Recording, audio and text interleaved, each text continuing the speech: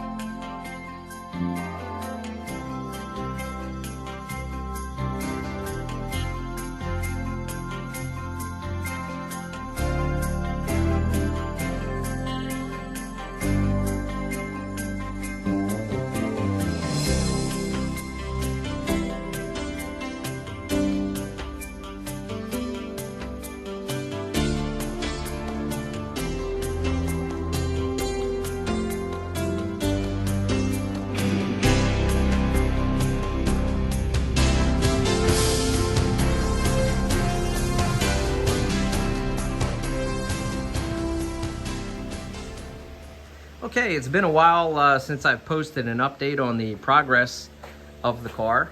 I can't even remember if I made a video when I finished the driver's side floor, but here it is. The driver's side floor is all done. And over here on the passenger side, this is also complete. So out with the old rotted Flintstone floors, and we got some nice new floors in here from Dynacorn. I also had to fabricate a new inner kick panel there. I haven't cut out the hole yet for the air vent. I'll get to that at some point.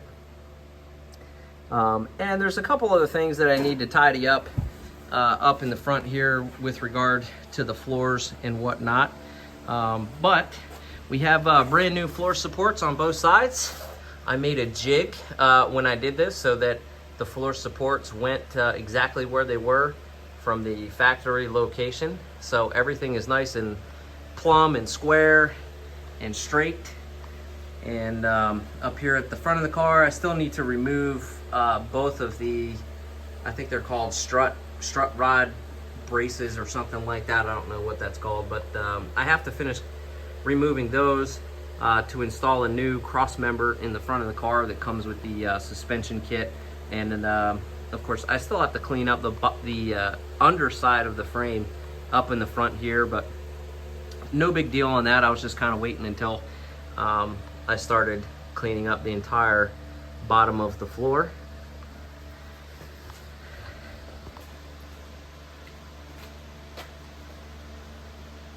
Now, like the title of this video says, I'm going to do something crazy with this car.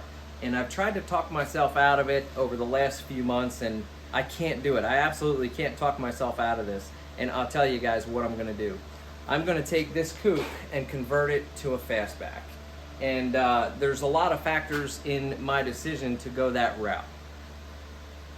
One of the factors is being that a fastback is just a more desirable body style. It's a more desirable car. You know, who doesn't dream of a 69 or 70 fastback? You know, think of the Boss 302, the Boss 429, the Mach 1. These are just awesome cars that Ford made in the end of the 60s and 70s, and they were just iconic. Who doesn't dream of that? Lost my train of thought, maybe shit my pants, not really sure. But anyway. So, one major reason in my decision for turning this car into a fastback is just, it's what I want. I've always wanted a fastback Mustang, 1969 or 1970. I love both years. And really, they're the same cars, except for some minor differences on the front end between the 69 and the 70. I like the look of both of them, honestly. But here I have a 1970, and I have an opportunity to build my dream Mustang. Now, the Mustang Coupes, the Mustang Coupe cars, hold on. A few moments later. Now, while there's nothing wrong with a coupe, let's be real. It's the least desirable body style of Mustang that's out there. Sure, there's going to be plenty of people that would love to have a 69 or 70 coupe. And honestly, I would be happy keeping it a coupe, but I would be really happy if I built this into a fastback. And the more that I've worked on this car, the skills that I've acquired, how well things have been going along to this point is a major factor in my decision, in the sense that I feel like I would be able to pull off a fastback transition to this car. Another major factor is, as I get into this car, I'm realizing that the back of the car is actually in worse condition than the front of the car was. So in the front of the car, we had rotted floor pans and floor supports, and where the floor supports attached to the frame was rotted. That's very common on all of these cars that haven't been restored, and that was relatively easy work. The back of the car, on the other hand, is a little bit more of a disaster. And what I mean by that is it looked like this car might have been in an accident at some point in its life. So some of the inner panels on the back of the car are a little bent. The rear frame rails show signs that it was impacted. And even though the car is straight and it drove straight, it looked straight, you can tell that it had been in an accident. What was underneath of the paint told a totally different story. So there was probably about 5 pounds of Bondo just on the passenger quarter panel, and probably 4 to 5 pounds of Bondo on the driver's side quarter panel, which I just finished cutting them out. And once you removed the Bondo, the metal underneath of it was very, very deformed. So you could tell that the metal had been crinkled. They did the best they could to straighten it out, but whoever did the work wasn't a real body man.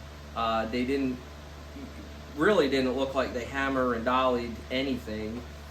They just used Bondo as the solution to make the car look like it was straight and look like it hadn't been in an accident. So that's a huge factor in my decision to basically cut the back of this car off and rebuild it from the frame rails right on up to the roof. So that's one reason there. I want to make sure that the car is straight, and I'm going to be putting new frame rails in the back of the car.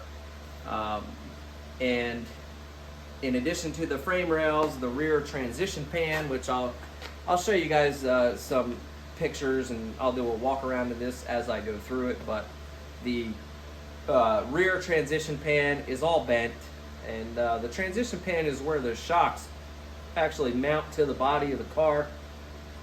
And so the transition pan is bent, and it's pretty obvious. So, you know, if down the road you were to pull the back seat out, or, you know, take the back of the back seat out, or look in through the trunk and you see that the transition pan is bent, you know, well, leads to questions, right? Like, how did it get bent? Well, the car was probably in an accident at some point. So leaving things bent the way they are affects the resale value. Additionally, there's a lot of cancer on the drops to the rear trunk floor. Now the rear trunk floor drops down, and then the quarter panel is welded to those lower trunk floors.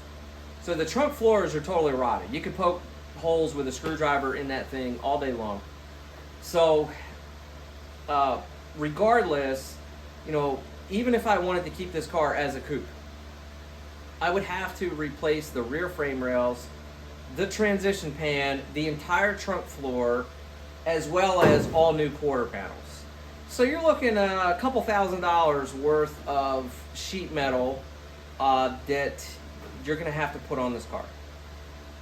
So my thought train was, well, if I'm gonna have to spend thousands of dollars just to rebuild this thing as a coupe, what would it cost me to rebuild this car as a fastback? And the reality is, it wouldn't cost me much more. So would I need a few additional pieces? Yes, I would need a new door frame, which, by the way, is the most expensive part of the fastback conversion. So some people may not know this, but on the 69 and 70 coupes, this A-pillar is actually shaped differently between the coupe and the fastback. So the fastback, this A-pillar angle is a little more rearward, so it gives that fastback more of that sleek look to it. And so actually the roof line on the fastback is going to be just a tad back, and I believe even a little bit lower. And then of course the major difference with the fastback occurs back here, where the B-pillar on the fastback is totally different and slopes right on down to the back of the car, basically creating your rear spoiler. Looking at how much I have to replace on this coupe, including the wheel wells, so the inner and outer wheel wells have to be replaced. There's a lot of rot back here, plus they're bent up a little bit. With everything that I have to cut off and replace on the back of this car, I'm just going to build the car that I've always wanted. I'm going to build this thing exactly the way that I want it to be, because if I finish the car as a coupe, I'm going to want to sell it. Okay, it's just a fact of life. I love the fastback Mustangs. I like this coupe, don't get me wrong, but if I finish this out, I'm going to want to sell it and build a fastback. Well, I have the opportunity here. If I am able to build the fastback that I want, I'm not going to want to sell it. And my whole reason for doing this is I love Mustangs, and I want a classic Mustang. Always wanted one of these cars. So, you know, the way I look at it, you only live once. This is my chance to do it. And, you know, everything happens for a reason. I'm a firm believer in that. And the fact that I found all these issues in the back of the car, to me anyway, that's the reason. That's my reason for, hey, you have to make this a fastback now. So I'm really excited about that. I'm a little, I don't want to say hesitant, but I'm certainly, I guess, a little skeptical of the process, because I know that it's going to be very heavily involved. So, you know, basically I'm going to be cutting the roof off of this car. I'm going to be cutting the A-pillars. This whole B-pillar section is getting cut off, and I'm going to have to rebuild the car. So, considering that I've never done this before, I'm sure that there's going to be a lot of things along the way that I didn't anticipate or I didn't plan for. There's going to be challenges that I'm going to have to overcome. I've certainly gotten a heck of a lot better at welding. Thank you, Kevin, my neighbor down the street. Awesome guy who has taught me a lot about welding. And, you know, my welding has been very good. Metalwork to this point has been pretty good. Although I'm not here fabricating body panels, you know, most of what I've had to fabricate is relatively straight or something that you could bend in a vise. But doing the fastback conversion, you know, I'm not really going to have to get into too much fabrication. It's going to be more of a process of, you know, measure everything 100 times and test fit all of the pieces together. So the game plan that I have for it, for the conversion, is I'm going to use Cleco pins to fasten everything together. All of the panels are going to be Cleco fastened together. I'm not welding anything until all of the panels are connected and put together and I can see it on the car, because the last thing that I want to do is weld something that isn't straight or isn't correct, and the entire car at that point is thrown off. So I have to make sure all of the angles, all of the measurements, particularly with the front glass and the rear glass, I need to make sure that these windshield openings are correct and that the windshield is going to fit. course, the Fastback, I need to get a different front windshield because the Coupe windshield won't fit it, but that's fine, no big deal. But it's going to be a very calculated process, and it's going to be a very slow process. I'll be honest with you, converting this to a Fastback is going to increase the time to finish this project substantially, possibly even 6 months to a year, because it's something that you absolutely cannot rush. This is going to have to be a slow process. Test fitting pieces, trimming, adjusting, bending metal, you know, drilling holes to fasten things together with the Cleco pins. And I'm sure that, you know, once I get one piece in and then I start to get another piece in, I'm probably going to have to come back to the first piece I put in and undo the pins and shift it or move it, and then have to refasten the pins. So it's going to be a very long process. But that being said, I mean, look, this isn't my daily driver car. It's not a race. I'm not in a rush. I do want to get the car done because, hell yeah, I want to drop a nice motor in this thing, you know, which I've been thinking about that a lot, whether I'll drop a 351 in it or something like that. I definitely think I'm going to lean towards 351 or maybe a 408, but anyway, so I mean, yeah, I definitely want to finish the car. I want to get to the finish line, but when I get to the finish line, I want to be totally happy with the work that I've done. I really don't want to have any regrets or things, you know, that got screwed up that I wish I didn't screw up. So I want to take my time. Everything I've done to the car so far, I've really had a lot of patience with when I put these floors in and the floor supports. I was test fitting and clamping and measuring and moving and putting the level on and spending hours out in the garage where I felt like I wasn't accomplishing anything other than, you know, just tweaking how everything was set in there before I made the decision to weld it. Because once you make the decision to weld it, like, that's it, man. You know, once it's welded together, it's welded together. It's not going to be easy to undo that. So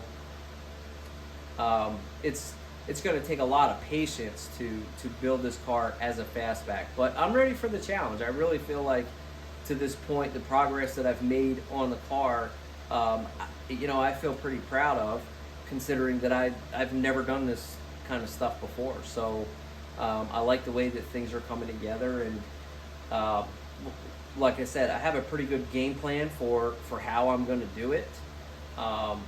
And I also have a game plan for what I'm going to do if I need to walk away from it. So I just ordered some parts for the front of the car to mount the fenders back on here and actually mount the hood back on. So I'm going to start putting some of the body parts back on the front of the car, because if working on the back of the car gets to the point that it's frustrating me, I can at least come up to the front and start doing some of the body work to those panels, you know, if I just need to reset and clear my mind a bit.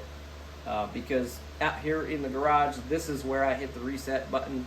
This is where I love to hang out, you know, have a couple beers, listen to some good music, and get to wrench. Well, I'm not really wrenching on anything right now, but get to cut, grind, and weld on a Mustang. To me, you know, this is just great. I'm having a blast doing it. And at the same time, it's really good for your mental health. So, you know, if you're one of those guys that have always wanted to do something like this, but you've been holding yourself back because you don't think you have the skill or ability, my advice to you is just do it.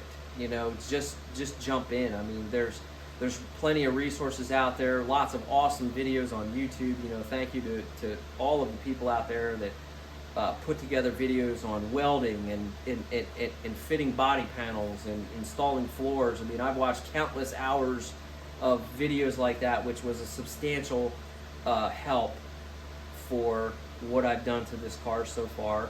And of course, you know, neighbors, friends, my buddy down the street, Kevin, he's a phenomenal welder.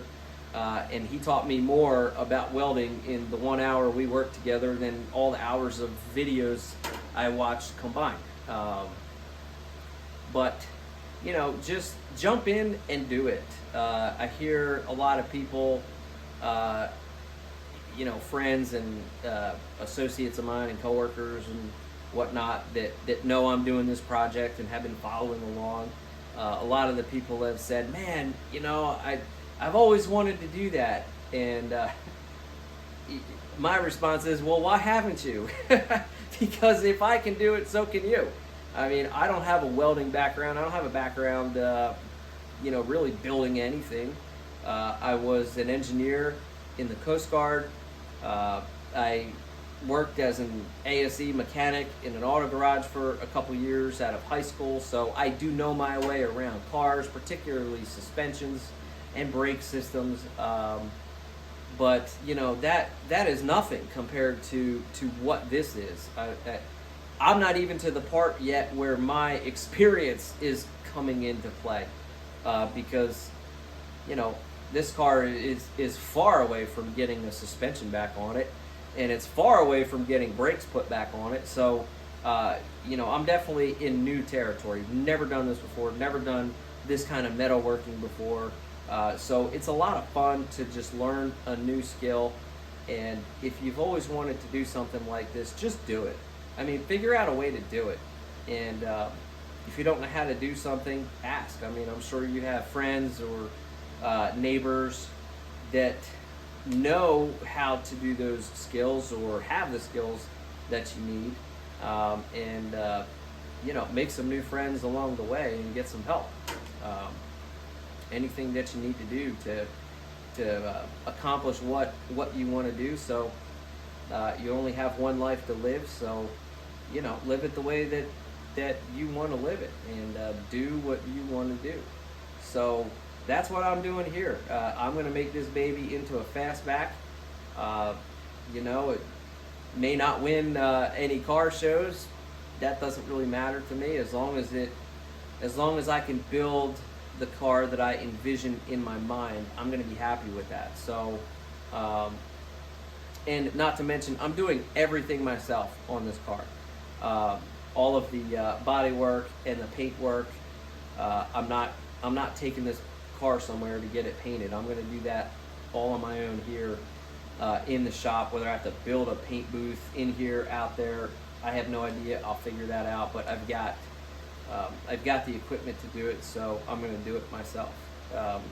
So it's really cool to get your hands into something like this and build something that you can be proud of. And then the really cool part is, if you have kids, you know, you are building something that you can pass down to your kids. And you know, the thought of my sons owning this car when I'm long gone is just really cool. You know, I just envision my kids, you know, someday down the road, oh man, you know, my dad built this 1970 Mustang, you know, back in the day, and it was really cool. And you know, just good stuff there. So anyway, I'll try to do some more video updates for you guys. I did recently cut the quarter panels out on this car, and that's it. So thanks for checking the channel out, guys. Thanks for watching this video. Like, subscribe if you want to see more, and we'll catch you next time here at the Mustang Pilot Garage. Thanks.